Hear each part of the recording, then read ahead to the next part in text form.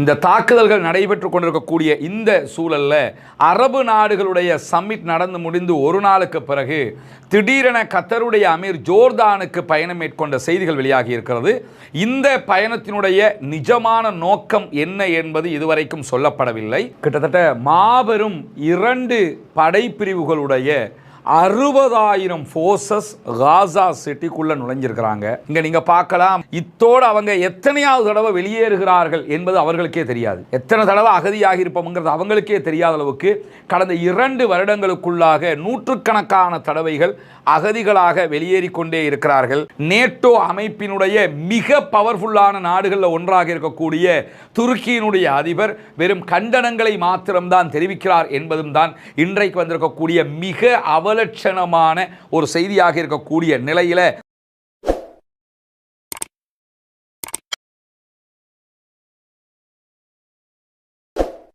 அன்பிற்கினிய சகோதர சகோதரிகளே, நம் அனைவர் மீதும் ஏக இறைவனுடைய அமைதியும் கருணையும் உண்டாகட்டுமாக என்கிற உயரிய பிரார்த்தனைகளோடு 712வது நாளாகவும் இஸ்ரேல் காசா மீதான தன்னுடைய கொடூர தாக்குதல்களை நடத்தி கொண்டிருக்கக்கூடிய சூழலில் தான் இந்த வீடியோ ரெக்கார்டிங்கை நம்ம பண்ணிக்கிட்டு இருக்கோம். எனக்கு பின்னால் இருக்கக்கூடிய காட்சியை நீங்கள் பார்ப்பீங்க.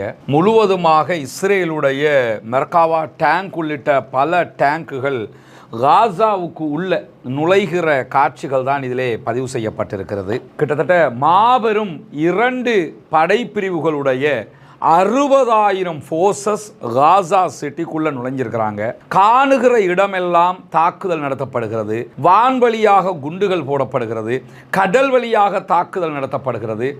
எந்த இடமுமே சேஃப்டி பார்டர் கிடையாது என்று சொல்லுகிற அளவுக்கு அத்தனை பகுதிகளிலும் தாக்குதல்கள் நடத்தப்படுகிறது. குறிப்பாக கடந்த 24 மணி நேரங்களுக்குள்ளாக மாபெரும் குண்டு தாக்குதல் என்று சொல்லக்கூடிய பாரிய தாக்குதல்கள் 140 தாக்குதல்களை காசா சிட்டிக்குள்ள இஸ்ரேலிய ஆக்கிரமிப்பு இராணுவம் நடத்தி இருக்கிறது என்கிற செய்திகளை அல் ஜசீரா இன்றைக்கு ஒளிபரப்பி இருக்கிறது. உலகமே பார்த்து கொண்டிருக்கும் போது சர்வதேசத்தின் கண்ணுக்கு முன்பதாக இப்படி ஒரு அநியாயம் நடக்கிறது. ஆனால் யாராலும் அதை தடுக்க முடியவில்லை. தடுக்க முடியாத அளவுக்கு கையாலாகாத ஆட்களாகத்தான் யதார்த்தபூர்வமாக இந்த உலகம் இருக்கிறதா என்று பார்த்தீங்கன்னா அப்படி கிடையாது. உலகத்தில் வெஸ்ட் நாடுகளை விட்டுருங்க, யூரோப்பை விட்டுருங்க, இப்படி ஒரு சாரார் முக்கியமான அந்த சாராரை நீங்கள் விட்டுருங்க. அதை தவிர்த்துட்டு அரபு இஸ்லாமிய நாடுகள் 57 நாடுகள் இருக்கிறது.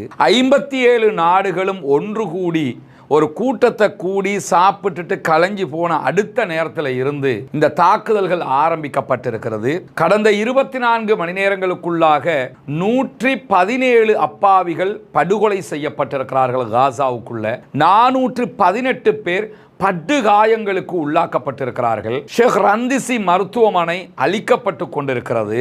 அல் குதுஸ் மருத்துவமனையின் மீது குண்டு தாக்குதல் மீண்டும் மீண்டும் நடத்தப்படுகிறது. அல் குதுஸ் மருத்துவமனையில் இருந்த பல நோயாளிகள் விரண்டு ஓடுகிறார்கள், தூக்கி கொண்டு ஓடுகிறார்கள். அந்த காட்சிகளை நம்மளால் பார்க்க முடியலை, ஜீரணிக்க முடியலை. இவ்வளவு பெரிய அழிவுகள் காசாவுக்குள் நடைபெற்று வருகிறது. சில புகைப்படங்களை நீங்கள் பார்க்க முடியும். காசாவினுடைய மக்கள் என்ன செய்கிறாங்கங்கிறத பாருங்க. ஆரம்ப நேரங்களில் யுத்த காலத்தில் இலங்கையில் இப்படி ஒரு சில காட்சிகளை நம்ம பார்த்துருக்குறோம். ஆனால் இப்போ பார்க்கக்கூடிய இந்த காட்சிகள் காசா சிட்டியில் நடக்கக்கூடிய சம்பவங்களுடைய காட்சியாக இருக்கிறது. மொத்தமாக கூட்டம் குடும்பமாக லட்சக்கணக்கான மக்கள் காசா சிட்டியை விட்டு வெளியேறி கொண்டிருக்கக்கூடிய காட்சிகள் பதிவாகி இருக்கிறது. இந்த பகுதிகளில் தான் மொத்த தாக்குதல் தற்போது நடத்தப்படுகிறது. ஷேக் ரதுவான் பகுதிகளில் தான் இந்த தாக்குதல் நடத்தப்படுகிறது. இந்த கோடு போட்டிருக்கக்கூடிய பகுதிகள் இன்றைக்கு மொத்த தாக்குதலுக்கு உள்ளாகி இருக்கக்கூடிய பெரும் பகுதியாக இருக்கிறது. அதிலும் குறிப்பாக இந்த 2 ஏரியாக்களில் இருந்து கடுமையான தாக்குதல்கள் நடத்தப்படக்கூடிய காட்சிகளை அல் ஜசீரா நேரடியாக ஒளிபரப்புகிறது. இங்கே நீங்கள் பார்க்கலாம், இத்தோடு அவங்க எத்தனையாவது தடவை வெளியேறுகிறார்கள் என்பது அவர்களுக்கே தெரியாது. எத்தனை தடவை அகதியாகி இருப்போம்ங்கிறது அவங்களுக்கே தெரியாத அளவுக்கு கடந்த 2 வருடங்களுக்குள்ளாக நூற்றுக்கணக்கான தடவைகள் அகதிகளாக வெளியேறி கொண்டே இருக்கிறார்கள். இது இன்றைக்கு நடத்தப்படுகிற தாக்குதல்களுடைய ஒரு காட்சியை நீங்கள் பார்க்குறீங்க. இங்கே நீங்கள் பார்க்கலாம், மக்கள் சாறை சாறையாக கிடைக்கிற வாகனங்களில் ஏறி நடந்து வரக்கூடிய காட்சிகள் தான் இதிலே பதிவு செய்யப்பட்டிருக்கிறது. இப்படி இன்றைக்கு முழுவதும் மொத்த அநியாய தாக்குதல்கள் காசாவுக்குள் நடைபெற்று வருகிறது. அரபு நாடுகள் எதுவும் செய்ய முடியவில்லை. யூரோப்பால் எதுவும் செய்ய முடியலை. அமெரிக்காவினுடைய முழு ஆதரவு இருக்கிறது. நாம் வாழுகிற இந்த 2025ஆம் ஆண்டில் நாம் வரலாறுகளில் பார்த்ததை விட மிக கொடூரமான அநியாயங்களை காசாவுக்குள் பார்த்து கொண்டிருக்கிறோம் என்பதுதான் யதார்த்தமான உண்மையாக இருக்கிறது. அல்லாஹ்விடத்தில் பிரார்த்தனை பண்ணுங்க, துஆ கேளுங்க, குனூத்து நாசிலாவை ஓதுங்க. தயவு செய்து குனூத்து நாசிலா பற்றிய சட்டங்கள் தெரியாத சகோதரர்கள் நம்முடைய முன்னால் தெரிகிற என்னுடைய வாட்ஸ்அப் பக்கத்திற்கு குனூத் என்று மாத்திரம் டைப் பண்ணி அனுப்பிவிடுங்க. குனூத்து நாசிலாவினுடைய சட்டங்கள் குர்ஆன் சுன்னா அடிப்படையில் எப்படிப்பட்டது என்பதை தனி வீடியோவாக போட்டுக்கிறோம். அதை நம்ம அமுச்சு விட்றோம். பாருங்க, பார்த்து குனூத்து நாசிலாவை இஸ்ரேலிய ஆக்கிரமிப்பு இராணுவத்திற்கு எதிராக ஓதுங்கள். இந்த தாக்குதல்கள் நடைபெற்று கொண்டிருக்கக்கூடிய இந்த சூழலில் அரபு நாடுகளுடைய சம்மிட் நடந்து முடிந்து ஒரு நாளுக்கு பிறகு திடீரென கத்தருடைய அமீர் ஜோர்தானுக்கு பயணம் மேற்கொண்ட செய்திகள் வெளியாகி இருக்கிறது. இந்த பயணத்தினுடைய நிஜமான நோக்கம் என்ன என்பது இதுவரைக்கும் சொல்லப்படவில்லை. ஆளாளுக்கு ஒவ்வொரு கருத்துக்களை சொல்கிறார்களே தவிர கத்தரோ ஜோர்தானோ எதற்காக இந்த பயணம் உண்மையில் நடைபெற்றது என்கிற தகவல்களை சொல்லவில்லை. அப்படியான தரவுகள் வரும்போது அவற்றையும் விரிவாக நாம் பார்க்க இருக்கிற அதே நேரம் இஸ்ரேல் இனப்படுகொலை தான் செய்கிறது என்பதை வரலாற்றில் முதல் தடவையாக ஐநாவினுடைய ஹியூமன் ரைட்ஸ் கமிஷன் அறிவித்திருந்த நிலையில் உலகத்தில் இருக்கக்கூடிய பிரபலமான 20 தொண்டு நிறுவனங்கள் சர்வதேச நாடுகளுக்கு அவசர கடிதம் ஒன்றை அனுப்பியிருக்கிறார்கள்.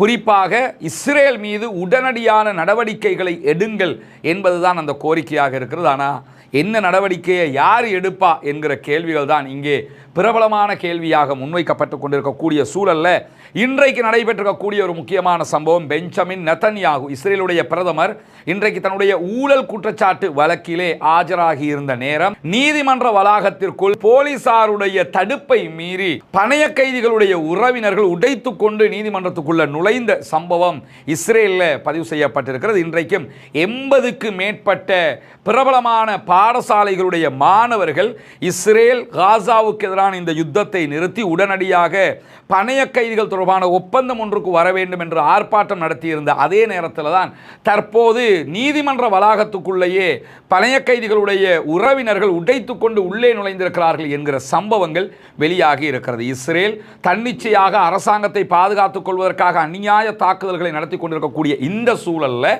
காசாவினுடைய யுத்தத்தை நிறுத்த வேண்டும், பணைய கைதிகளுடைய உயிர்களை காப்பாற்ற வேண்டும் என்கிற கோரிக்கைக்கு இஸ்ரேலுக்குள்ளாகவும் ஒவ்வொரு நாளும் பலவிதமான ஆர்ப்பாட்டங்களும் நடைபெற்று வரக்கூடிய செய்திகளும் இன்றைக்கும் வளமை போல் பதிவாகி இருக்கக்கூடிய செய்தியை நம்ம பார்க்க முடிகிற அதே நேரம் இன்றைய நாளில் ஐரிஷினுடைய ஜனாதிபதி ஒரு முக்கியமான அறிவிப்பை விடுத்திருக்கிறார். ஐரிஷினுடைய ஜனாதிபதி மைக்கேல் ஹிக்கின்ஸ் வெளியிட்டிருக்கக்கூடிய அறிவிப்பில் என்ன சொல்றாருன்னா, இஸ்ரேலுக்கும் அதற்கு ஆயுதங்களை வழங்கக்கூடிய நாடுகளையும் ஐநாவில் இருந்து ஓரம் கட்ட வேண்டும், ஐநாவினுடைய உறுப்புரிமையிலிருந்து நீக்க வேண்டும் என்கிற ஒரு கோரிக்கையை முன்வைத்திருக்கார். முதல்ல இஸ்ரேலை ஐநாவினுடைய உறுப்புரிமையிலிருந்து நீக்குங்க, இரண்டாவதாக இஸ்ரேலுக்கு யாரெல்லாம் ஆயுதம் கொடுக்கிறாங்களோ அவர்களையும் நாம் உறுப்புரிமையிலிருந்து நீக்க வேண்டும். ஏன்னு சொன்னா நம்முடைய சக மனிதர்களுக்கு எதிரான மிக பெரும் குற்றங்களை செய்து கொண்டிருக்கக்கூடிய இஸ்ரேலியர்களோடு வர்த்தகங்கள் செய்வதை, பிசினஸ் பண்றதை நம்ம உடனடியாக நிறுத்த வேண்டியிருக்குது. அவங்களும் மனிதர்கள் தானே, அவங்களை ஏன் இவர்கள் இவ்வளவு கொடூரமாக கொள்கிறார்கள் என்று கேள்வி எழுப்பக்கூடிய ஐரிஷினுடைய ஜனாதிபதி அவங்க மேலதிகமாக என்ன சொல்றாங்கன்னா, இஸ்ரேல் அதற்கு ஆதரவளிக்கக்கூடிய அனைத்து நாடுகளையும் ஐநாவில் இருந்து நம்ம நீக்கிறதோடு சேர்த்து காசா மக்களுக்கு ஏற்பட்டிருக்கக்கூடிய மனிதாபிமான ஆபத்துகள், அவர்களுடைய முகத்தையும் மெலிந்த உடல்களையும் பார்க்கிற போது, அவர்கள் படுகிற துன்பங்களை பார்க்கிற போது நம்ம எதுவுமே அந்த மக்களுக்காக செய்யலன்னு தோணுது. எனவே உடனடியாக காசா மக்களை பாதுகாக்கிற வேலைகளை நாம் அத்தனை பேரும் செய்ய வேண்டும் என்கிற ஒரு கருணையான அழைப்பையும் ஐரிஷினுடைய ஜனாதிபதி அவங்க விடுத்திருக்கக்கூடிய காட்சிகளை நம்ம பார்க்க முடிகிறது. இப்படி மனதில் ஈரம் கொண்டு பேசக்கூடிய பல நாட்டினுடைய தலைவர்களும் இருக்கக்கூடிய சந்தர்ப்பத்திலும் அவர்களாலும் உண்மையில் இந்த யுத்தத்தை நிறுத்த முடியாத ஒரு சூழல் இருக்கிற போது வளமை போன்று இன்றைக்கும் துருக்கியினுடைய அதிபர் அர்துகான் ஒரு முக்கியமான அறிவிப்பை விடுத்திருக்கிறார். அவர்களுடைய நாட்டில் ஒரு பாதுகாப்பு அமைச்சகத்தினுடைய கட்டிட திறப்பு விழாவில் கலந்து கொண்டவர், இஸ்ரேல் ஆக்கிரமித்து வைத்திருக்கக்கூடிய கிழக்கு ஜெருசலம் என்பது முஸ்லீம்களுக்கு மிக முக்கியமான பகுதி, அதை ஒருபோதும் நாங்கள் விட்டுக் கொடுக்க முடியாது, அந்த உரிமை எங்களுக்குத்தான் வேண்டும் என்று சொல்லி அவர் பேசியிருக்கிறார். இப்படி யாரும் பேச முடியும், நாம் பேசலாம், நீங்கள் பேசலாம், யாரும் பேசலாம், அர்துகானும் பேசலாம். அர்துகான் அந்த அடிப்படையில் தான் பேசியிருக்கிறார். கிழக்கு ஜெருசலம் இஸ்ரேல் கைப்பற்றி கொண்டது, அதே போன்ற ஜெருசலத்தின் மற்ற பகுதிகளையும் கைப்பற்றி கொண்டு கொண்டிருக்கிறார்கள். இந்த 2024 2025 காலக்கெடுக்குள்ளாக ஜெருசலம் பகுதிகளில் இஸ்லாமியர்கள் வாழ்ந்த பகுதிகளை ஆக்கிரமித்து அபகரித்து 81,000 இஸ்ரேலிய யூதர்கள் குடியமர்த்தப்பட்டிருக்கிறார்கள் என்கிற அறிக்கை இன்றைக்கு வெளியாகி இருக்கிறது. இப்படி அங்கு இருக்கக்கூடிய மக்களுடைய இடங்கள் அபகரிக்கப்படுகிறது, அவர்கள் அடித்து நொறுக்கப்படுகிறார்கள், 18,000க்கு மேற்பட்டவர்கள் கைது செய்யப்பட்டிருக்கிறார்கள் அநியாயமாக.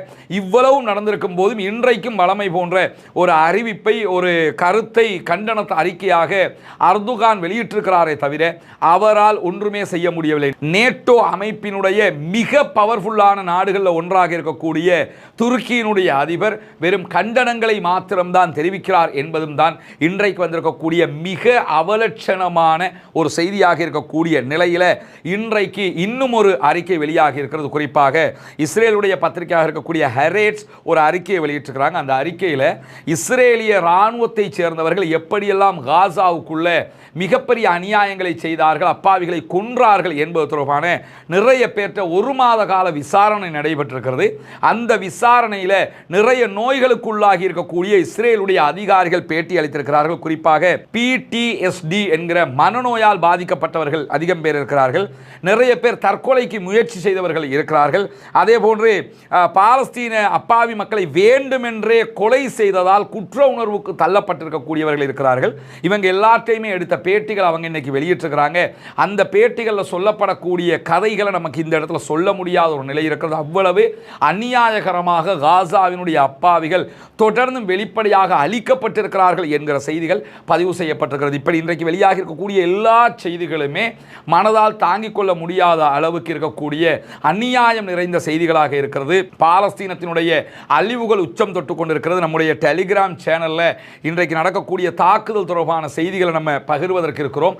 அந்த சேனலை ஃபாலோ பண்ணாத சகோதரர்கள் ஃபாலோ பண்ணிக்கிட்டீங்கன்னு சொல்லி சொன்னால் அந்த வீடியோக்கள் நீங்கள் பார்க்க முடியும். அல் ஜசீராவினுடைய ஊடகவியலாளர்கள் தங்களுடைய உயிரை பணயம் வைத்து காசாவுக்குள் நடக்கக்கூடிய இந்த அநியாயங்களை தினம்தோறும் கொண்டு வந்து தந்து கொண்டிருக்கிறார்கள். இப்பொழுதும் அந்த செய்திகளை அவர்கள் கொண்டு வந்து தந்து கொண்டிருக்கிறார்கள். 246 அல் ஜசீராவினுடைய பத்திரிகையாளர்கள் காசாவுக்குள் கொல்லப்பட்டிருக்கக்கூடிய சூழலிலும் இந்த அநியாயத்துக்கு எதிரான செய்திகளை அவர்கள் கொண்டு வந்து தருகிறார்கள். எனவே பாலஸ்தீன அப்பாவிகளுக்காக பிரார்த்தனை செய்யுங்கள், பாலஸ்தீன மக்களுக்காக துஆ செய்யுங்கள், பாலஸ்தீன மக்களுக்காக பிரார்த்திக்கிற அதே நேரம் இஸ்ரேலிய ஆக்கிரமிப்பு இராணுவத்திற்கு எதிராக குனூத்துன் நாசிலாவை ஓதுவதோடு ஜனநாயக ரீதியாக அந்த மக்களுக்காக குரல் எழுப்புவோமாக என்கிற கோரிக்கையோடு முடித்துக் கொள்கிறேன்.